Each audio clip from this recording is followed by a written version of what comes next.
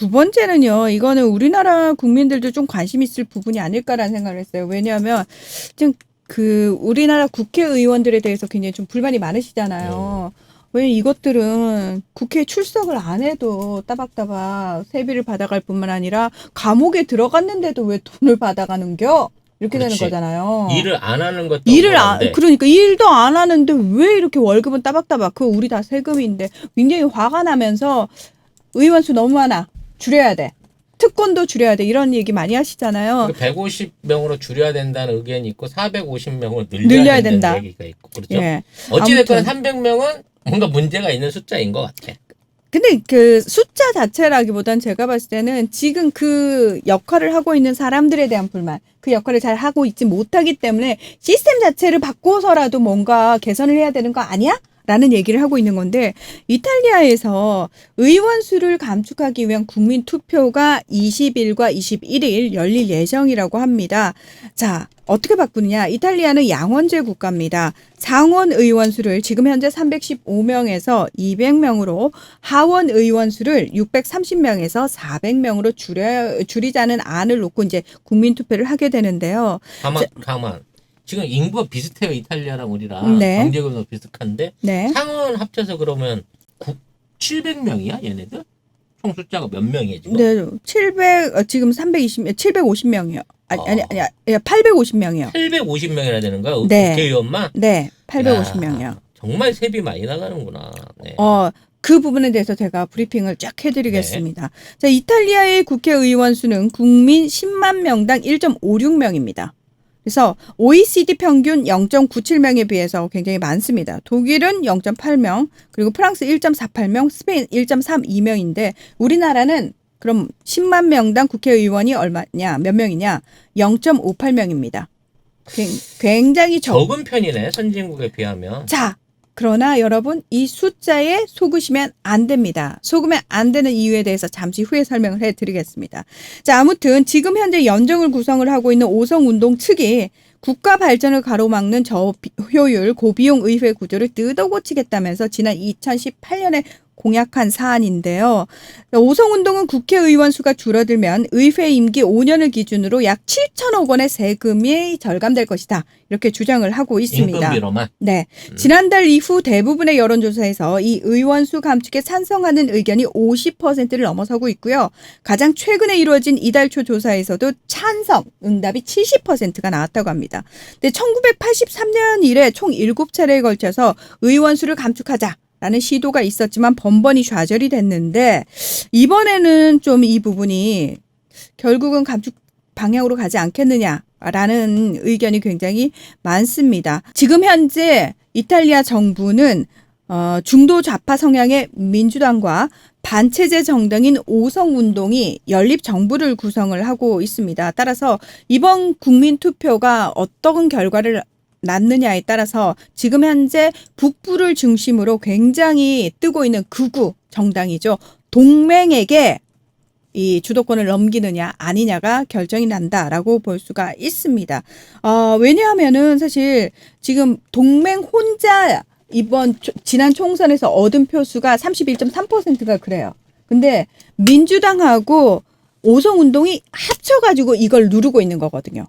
그래서 만약에 이 둘 사이에 어떤 분열이 일어나거나 갈등이 일어나거나 또는 이번에 국민투표에서 굉장히 오성운동 쪽이 이렇게 반대 의견에 많이 휩싸인다라고 한다면 동맹 쪽이 그 기회를 틈타서 정권을 잡을 그러니까 확률이 굉장히 높아집니다. 왜냐하면 아직 지금도 벌써 굉장히 의회 해산이라든지 조기 총선거 이런 거 요구 많이 하고 있는 상황이거든요. 그렇기 때문에 어떻게든 지금 연립정부 입장에서는 이번 국민투표를 가결시켜서 그것도 압도적인 득표율로 가결을 시켜가지고 성공을 해내야 된다. 이런 절체절명의 어떤 정치적 과제를 앞두고 있습니다.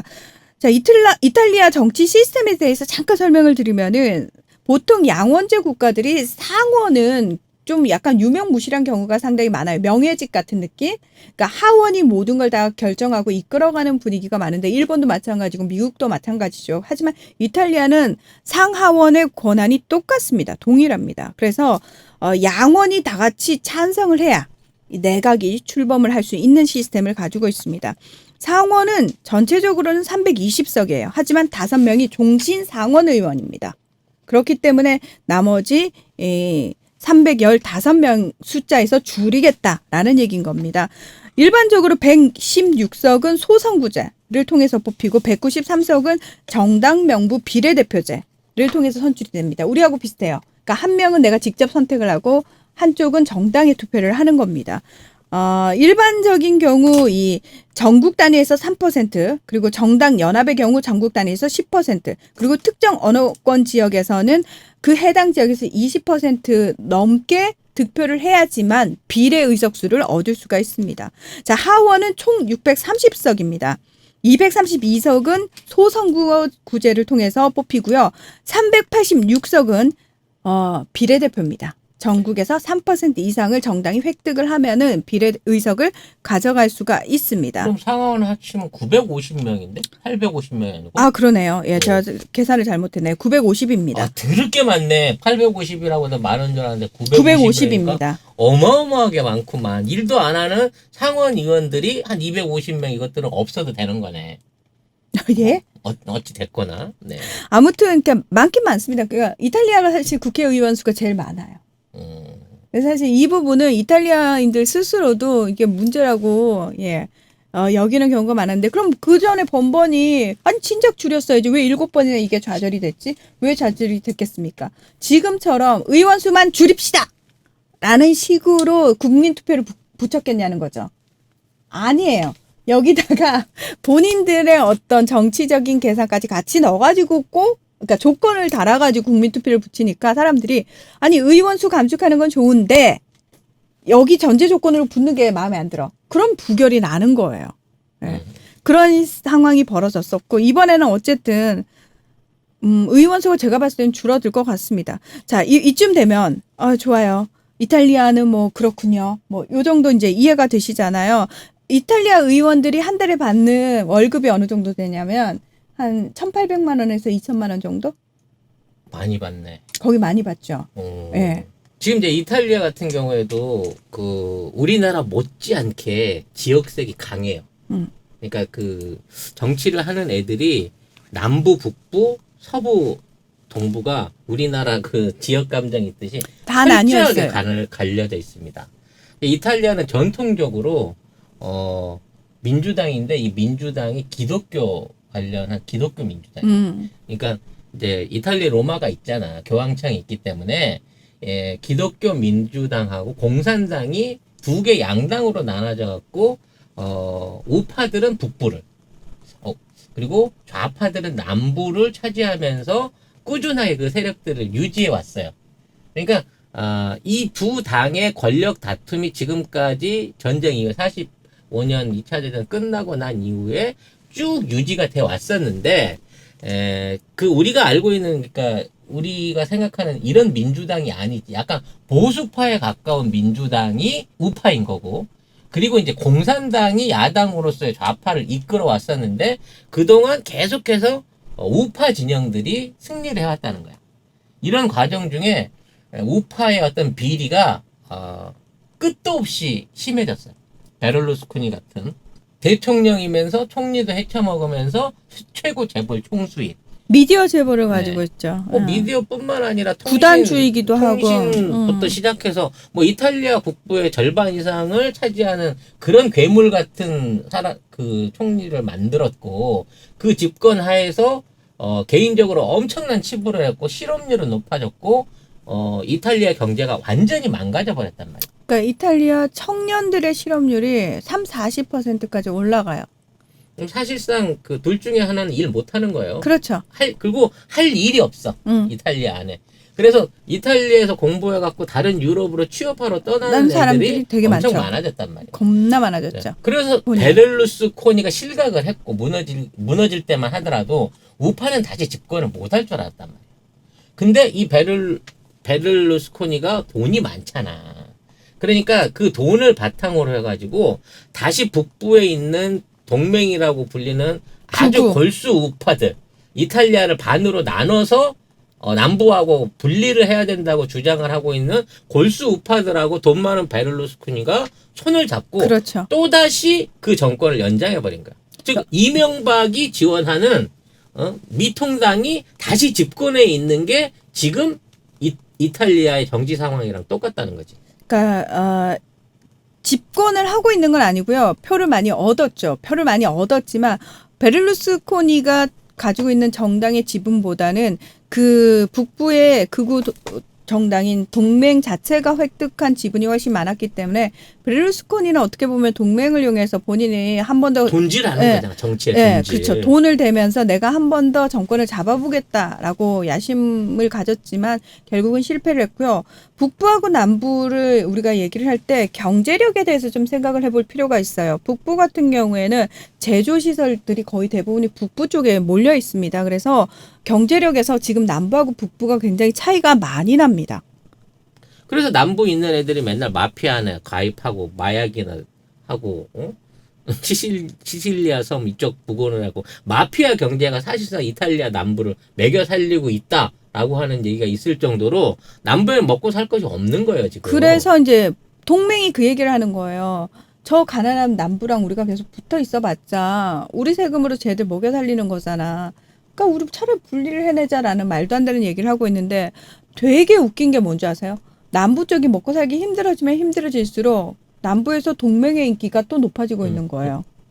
웃기는 거잖아. 그러니까 되게 아이러니한 상황이 벌어지고 있는 거예요. 쟤네들은 우리를 버리려고 하는데 배고프니까 쟤들을 지지하면 혹시 콩고물이 있지 않을까? 쟤네들 뒷면에는 이탈리아 돈 절반을 쥐고 있는 베를루스코니가 있는데 쟤네들이 돈 좀 풀어줘 갖고 그래도 경제는 베를루스코니지 이렇게 생각하는 이탈리아의 어리석은 사람들이 있다는 거지. 많죠. 굉장히 많습니다. 뭐 근데 또 북부라고 해서 다 또 이제 극우적이냐 그건 아니에요. 북부에서도 사실은 좌파들이 그러니까 자리를 하고 있고 노동자들의 목소리가 센 지역도 있어요. 그 지역에서는 또 전통적으로 이 좌파 정당이 굉장히 목소리를 크게 내고 있기도 한데 아무튼 지금 이탈리아 정치는 그런 상황이 굉장히 좀 복잡합니다. 그래서 의원 수를 놓고도 이번에는 근데 이제 이탈리아 국민들이 한 목소리를 지금 내는 것 같아요. 내고 있는 것 같고. 그러니까 의원수 줄이고 지금 EU하고 연결돼 있는 이제 연결고리 끊고 독자적으로 먹고 살 수 있는 길을 좀 찾아보자, 개혁을 해보자라고 얘기를 하고 있는데 문제는 이 동맹파가 최대 파벌로 해갖고 정권을 잡는다고 하더라도 이탈리아 내에서 정치적인 개혁이 일어나기가 쉽지가 않다는 거지. 예. 왜냐면 금권 정치에 완전히 다 물들어져 있거든. 이 의원 애들이 욕을 처먹는 이유가 그거예요. 숫자는 1000명 가까이 되는데 일들을 안 해. 개혁적인 작업을 안 해. 심지어 황당했던 게 재난지원금 주니까 그걸 신청한 의원들이 있었어요. 그리고 거기서 받았어요. 그래서 그 이제 언론에서 깠어요. 어디 너 한 달에 월급만 2천만 원씩 받는데 그랬더니 걔가 너무 당당하게 나는 내가 사업체를 운영을 하고 있는데 정당하게 그 신청 기준이 돼서 신청을 했을 뿐이고 나는 그 돈을 받았을 뿐이다. 뭐가 잘못됐어? 라는 식이라는 거죠. 뭐 남부가 이제 그 관광 산업에 많이 의존하고 와인 같은 거 많이 나고 이런 거 맞는데요. 지금 EU에 가입하고 난 이후로는 공업적인 쪽에 농업적인 산업들, 관광 산업들 다 빨려버렸거든요. 그렇죠. 돈을. 그렇죠. 그래서 더 가난해진 거고요. 코로나 사태 일어나고 난 다음에 관광이 끊기다 보니까 사실상 경제가 완전히 붕괴돼 있는 거예요. 그러면 그 지방 의원들이 나서가지고 보조금이라든지 뭐 어떤 형태로든지 뭐 돈을 준다든지 빚을 탕감해 준다든지 뭐 살 수 있는 방식을 꺼내놔야 되잖아. 왜냐면 의회가 중심이 돼서 움직여서 그런 것들을 해야 되는데 전혀 안 움직여요. 안 하는 거죠. 오히려 증세를 해야 된다 그러고 뭐 지금까지 잘못해 있었던 각종 그 빈부의 격차를 줄이기 위한 어떤 토지세라든지 중과세 뭐 이런 개혁 법안이 올라가게 되면 하나같이 전부 다 부결을 시켜버리는 거야. 그러니까 이게요. 팟캐스트가 이탈리아에서도 굉장히 활성화되는 거 아세요? 아 그래요? 네.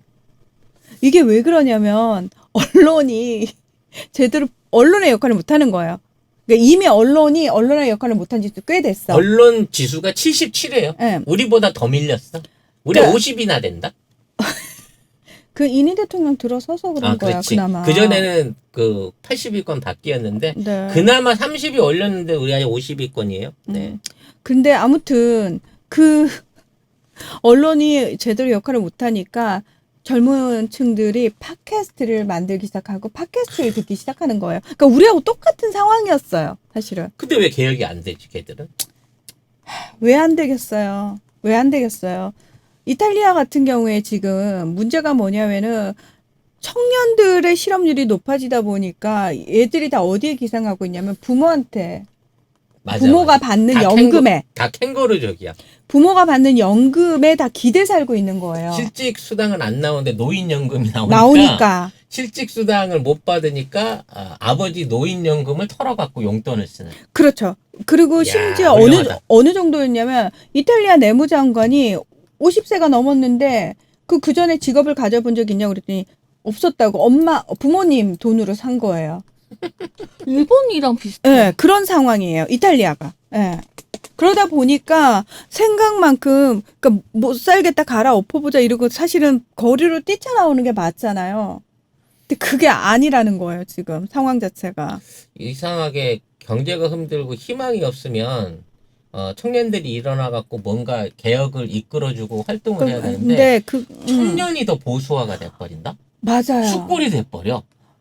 그게 참 아이러니예요. 지금 우리나라 20대들 지금 20대들의 생각을 우리가 제대로 읽어야 된다라고 얘기를 하잖아요. 그러니까 우리나라도 굉장히 좀 심각한 문제라고 여러분 생각하셔야 돼요. 20대들이 의외로 우경화가 많이 되고 있다라는 거. 예.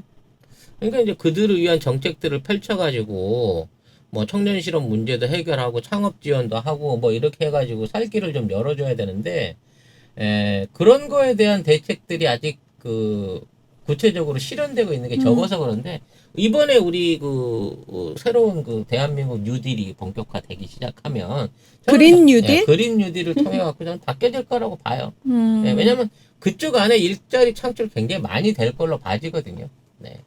휴대폰만 할 줄 알면 취업할 수 있는 시대가 저는 온다고 저는 생각을 합니다. 네. 네. 그래서 지금 이탈리아 상황이 그렇다라는 거 좀 황당하다라는 거 말씀을 드리면서 저는 사실은 진짜 하고 싶었던 얘기는 지금 할 얘기인데 자 그러면 여러분 궁금하실 겁니다. 이쯤 되면 지금부터 송작가TV 협찬 광고 방송이 시작됩니다. 다시마 전복에서 추석 선물 세트를 제가 꼭 출시를 하셔야 된다. 그래서 준비 중이시라고. 라고 해서 이렇게 박스를 제작을 하셨어요. 오 대박. 킬로그램 단위는 비슷해요. 알 사이즈가 얼마나 굵은 걸 쓰느냐에 따라서 세트의 차이가 좀 있습니다. 그렇죠. 요 정도 사이즈는 드려야 기본적으로 선물이지 않겠느냐. 한 마리당 120g이 넘는 중량이라고 합니다. 와 너무 크다. 네. 다시마 전복 선물용으로 필요하신 분들 이 전화번호로 주문해 주시면 되고요. 010-8302-1147번입니다. 네, 이걸로 하셔가지고 010-8302-1147번입니다. 마리당 60g부터 시작해서 80g, 100g, 120g 이렇게 개별 중량들이 있어요. 주문 받고 그날 작업해서 그 다음날 배송을 받으실 수 있도록 얼음물에 넣어서 기절시켜가지고 생생한 상태로 보내드린다고 하니 여러분들의 많은 이용을 부탁드리겠습니다. 조금 상온에다 놔두면 살아나서 여러분들의 손바닥을 간질간질 해줄 수 있는 살아있는 활전복이 간다. 우리나라 국회의원들은 어느 정도의 세비를 받고 어떤 혜택들을 누리고 있고 이게 국제사회의 어떤 일반적인 상황과 비교해서 어느 수준인지 궁금하시죠? 제가 오늘 조목조목 짚어드리도록 하겠습니다. 자, 우리나라 의원 세비는 1인당 GDP의 5.27배로 34개 회원국 중 일본 5.66배, 이탈리아 5.47배에 이어서 세 번째로 많습니다. 그래서 독일이나 미국보다 높은 거야? 많습니다. 의원 세비가? 네. 그리고 국회의원 한 명이 지급되는 세비는 2019년 기준으로 약 1억 5,176만 원입니다. 우리나라 억대 연봉자들 얘기를 하잖아요.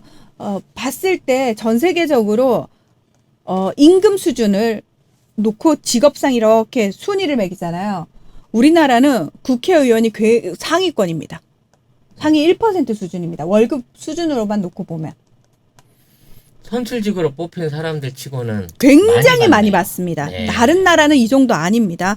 월 평균 한 달에 약 1,265만 원을 받아가고요. 국회의원회관에 45평의 사무실도 제공이 되죠. 자, 이 밖에 사무실 운영비, 차량 유지비와 유류대 등 의정활동 경비 명목으로 약 9,251만 원이 별도로 지급이 됩니다. 그래서 항공비가 9천만 원이네. 네, 그래서 합치면 2억 3천. 네, 2억 3천만이 넘. 그게 의원 본인한테만 들어가는 본인만. 돈이고요. 자, 보좌관 이런 거 빼고. 여기에 가족 수당, 자녀 학비 보조 수당 등 각종 수당을 포함하면 실수령액은 더 늘어납니다. 그리고 의원 한 명당 8명까지 둘 수 있는 보좌진의 보수와 인턴 보수까지 합하면 의원 한 명에게 지원되는 예산은 연간 최소 6억 7,600여만 원입니다. 와. 반면 아니 그 보좌관은 빼더라도 일단 개인이 한 3억은 갖고 가는 거야. 네. 어떻게 해서라도. 네. 자, 심지어 여기에 뭐 인턴 월급 빼돌려가지고 보좌관들 그렇지. 월급 빼돌려가지고 자기 또 인턴 착복하는 사람도 있죠. 150 준다 그래놓고 100만 원 슈킹 치는 의원들 너무 많았죠? 많죠. 네. 야, 벼룩에 간을 내먹어라. 아주 부자 되시겠어요? 예. 잘 먹고 잘 사시겠어요. 부자 아주. 됐잖아요. 집이 몇 채인데. 그러니까요. 예. 자, 반면 법안 발의 처리 건수 등 각종 지표와 설문조사를 통해 측정한 보수 대비 의회의 효과성은 비교 가능한 27개국 가운데 26위로 이탈리아에 이어서 두 번째로 낮습니다. 이탈리아가 꼴등이고 우리가 두 번째야? 두 번째예요. 네. 27개국 중에 그래서 의원 이탈리아 없으면 어쩔 뻔했어. 우리가 1등입니다. 우리가 그 좋아하는 야. 1등입니다. 예, 그렇습니다. 그래서 저 국회의원들 저것들 줄여야 된다라고 얘기가 나오는 이유가 바로 이렇게 있습니다. 자, 그러면 많은 분들이 그런 오해하지 않았었나요? 국회의원은 하루만 해도 평생 120만 원씩 받는다며 그 얘기가 연금. 에 대한 얘기가 있었습니다. 자, 정확한 명칭은 헌정회 연로회원 지원금입니다. 정확히 아셔야 돼요. 18대 지금 20대 국회죠. 18대 국회 이전에 1년 이상 국회의원으로 재임한 65세 이상의 헌정회 회원에게 재산 및 소득의 차등에서 월 120만 원 한도 내에서 헌정회 연로회원 지원금이 지급이 되는 겁니다. 18대 국회의원까지만 주는 거야? 그렇죠. 자산이 18억 5천만 원 이하, 가구 소득이 월 552만 원 이하일 경우에 월 200만 원, 120만 원 풀로 채워서 받는 겁니다. 여기서 자산이 많거나 월 소득이 많으면 이제 차감돼서 지급이 되는 거고요. 자, 19대 국회 이후로는 국회의원을 했더라도 이 지원금의 대상이 되지 않습니다. 그런데 18대 이전에 국회의원을 했던 사람이라도 19대 국회 이후에도 의원으로 활동을 하고 있으면 이 지원금을 받지 않습니다. 아, 꽃이다. 예. 죽으면 안 주나? 죽으면 사망 이후에는 안 주겠지? 그죠, 유족연금이 아닌데. 예, 이건 유족연금이 아닙니다. 예, 우리 국민연금은 유족연금이 있죠. 아무튼 예. 18대 이후로 19대 이후로는 못 받습니다. 18대까지 해서 연금을 받고 있는 사람들이 꽤 있을 건데 많습니다. 네, 빨리 이 돈이 끊겼으면 좋겠네요. 그렇습니다. 네. 저도 그렇게 생각합니다. 자, 그러면 보수 대비 이 의회의 효과성이 스웨덴이라든지 덴마크가 굉장히 높거든요. 그러니까 여기 국회의원들은 의원 전용차가 아예 없고요. 의원 2명당 1명의 비서를 채용할 수 있습니다. 2명당 1명? 네. 1명당 2명이 아니고? 네. 아까 우리는 몇 비서를 나눠 쓰네? 네. 우리는 아까 보좌관 국회의원 1명당 몇 명까지? 8명? 그렇습니다. 8명. 꽉꽉 풀로 채워서 대부분 의원들이 그쵸. 예, 의원실을 운영하고 있죠. 영국, 캐나다 등은 세비를 별도 기구에서 정해서 의회는 이렇게 정해진 세비에 대해서 토를 달 수 없습니다. 거절할 수 없습니다. 그러나 우리나라 의원들 세비는 누가 정한다? 국회의원들이 지들이 정했죠. 웃기지 않아요? 나 그러면 잠깐만. 나 출연료 내가 정할래. 그래? 네가 사장하세요. 자, 내가 이렇게 지원할게. 나오거든요. 자, 이렇게 나오거든요. 자, 의원들은 아까 우리가 얘기했다시피 선출직이잖아요. 우리가 주인이에요. 우리가 어떤 의미에서는 우리가 뽑아놓은 건데. 거야. 근데 우리가 걔들 월급을 정할 수 없어. 걔들이 지가 알아서 정하는 거야. 그리고 개 중에 이제 또라이 같은 의원이 우리 세비를 반납합시다. 무노동 무임금 합시다. 이런 얘기 꺼내면 여야를 통틀어서 의원들 전체한테 그냥 왕따를 당하죠. 원래 이게 법안 소심이라도 올라가려면은 기본적으로 10명 이상의 동의를 얻어서 가야 되잖아요. 이 10명을 겨우겨우 채웠다고 해도 중요한 건 올라가서 부결돼 버리는 당연히 부결되죠. 100% 부결이 됩니다. 아니, 본안건을 한번 올려가기라도 했으면 좋겠어. 한 번도 올라간 적이 없습니다. 한 번도 올라간 적이 없습니다. 근데 그 법안을 내는 의원들은 꾸준히 있습니다. 예. 옛날 김홍신 의원이 한번 냈다가 네? 그냥 김홍신 의원, 네. 인간시장, 장총찬. 예. 제가 인간시장 그 풀로 다 샀거든요. 저도 샀어요. 예. 아무튼 그거 한번 냈다가 그냥 왕따 당했고 정치생명 끝났고요. 네. 지금 정청래 의원이 발의를 또 했고 심상정 의원 같은 경우에는 최저연금에 연동해서 5배 이상 넘지 못하도록 세비 제한하자고 그런 법안을 냈죠. 그래도 800이 넘는데 5배면 그렇습니다. 800이면? 자, 그러면 더 구체적으로 비교를 해드리겠습니다. 스웨덴 같은 경우에는 국회의원들이 불체포 특권이나 면책 특권이 전혀 없습니다. 세비 외에 특별수당 별도로 받지 않습니다. 무노동 무임금 원칙 적용하고 있습니다. 그리고 세비는 한 달 받는 돈은 우리나라 국회의원 대비 68% 수준인 9,800만 원 수준이고요. 주급형으로 받습니다. 그리고 회기 중에 결근을 하면 그만큼의 세비를 삭감합니다. 본인이 아파서 병원에 간다고 해도 마찬가지입니다. 그러니까 이분들한테는 전혀 노동권이 적용이 되지 않는다라는 겁니다. 그리고 그만큼 모범을 보여야 된다는 차원에서 훨씬 더 강하게 적용이 되고 있는. 굉장히 타이트하게 적용합니다. 영수증 다 첨부해야 되고요. 그 영수증에 만약에 문제가 생기면 본인이 받은 돈 다 토해내야 됩니다. 주당 평균 노동시간 80시간, 한 명의 정책보좌관이 4명의 의원을 공동으로 보좌하고요.